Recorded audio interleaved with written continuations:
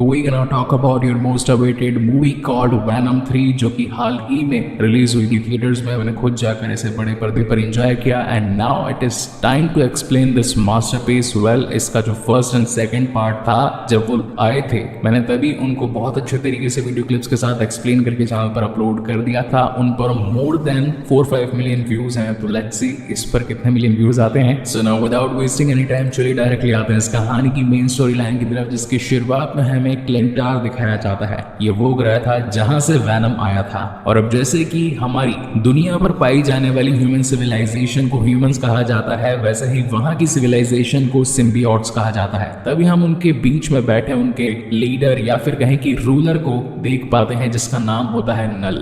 अब बेसिकली इस पूरी सिविलाइजेशन को बनाया तो नल ने जरूर था, मगर कुछ टाइम के बाद में इन सिम्बियोट्स ने ही उन्हें ओवर पावर कर दिया और अब कैद करके बंद कर दिया है। और अब यहाँ से नल को निकलने के लिए कॉडेक्स चाहिए जो कि उसके बाहर निकलने की चाबी है, जिससे कि वो अब बाहर निकलकर डार्कनेस को पूरी तरीके से फैला सके और अब इस पूरी दुनिया तो क्या पूरे ब्रह्मांड पर कब्जा कर सके। और इसी के साथ साथ हम व्यूअर्स को ये भी दिखाई पड़ता है कि ओनली सिम्बियोट्स ही नहीं बल्कि यहाँ पर जेनोफेज भी दिखाए जाते हैं। जेनोफेज का काम होता है सिम्बियोट्स को पकड़ करके खा जाना। ये काइंड ऑफ हमारी दुनिया के बब्बर शेर है, जैसे कि अगर इंसान गलती से इनके आगे आ जाए तो पकड़ कर खा जाते हैं, तो वैसे ही कुछ जेनोफेज भी होते हैं। और अब नल ने ही अपने जेनोफेज को ये आदेश दे दिया होता है जगह जगह पर जाओ या फिर कहीं की पूरी दुनिया में घूमो और मुझे वो कॉडेक्स ला करके दो। अब यहाँ उसके पास में पावर भी थी कि वो अलग अलग पोर्टल्स खोल करके पूरे ब्रह्मांड में अपने इन जेनोफेजेस को भेज सके, तो वो ऐसा ही करता है। हर जेनोफेज उस पोर्टल से बाहर निकलकर देशों दुनियाओं में फैल जाते हैं ताकि वो सभी नल के लिए कॉडेक्स ढूंढ सके।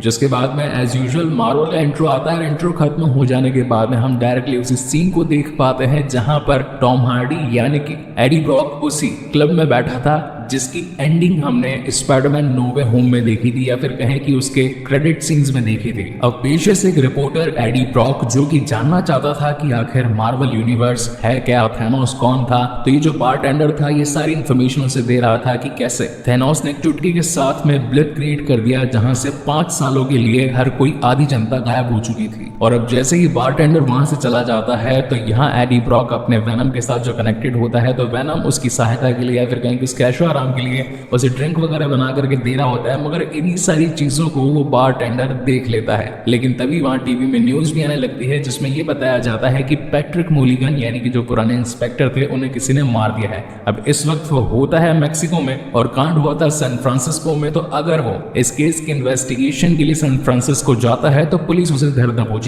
अब अगर आपने मेरी एक्सप्लेन करी थी पहले Venom let there be Carnage देखी होगी तो उसमें पैट्रिक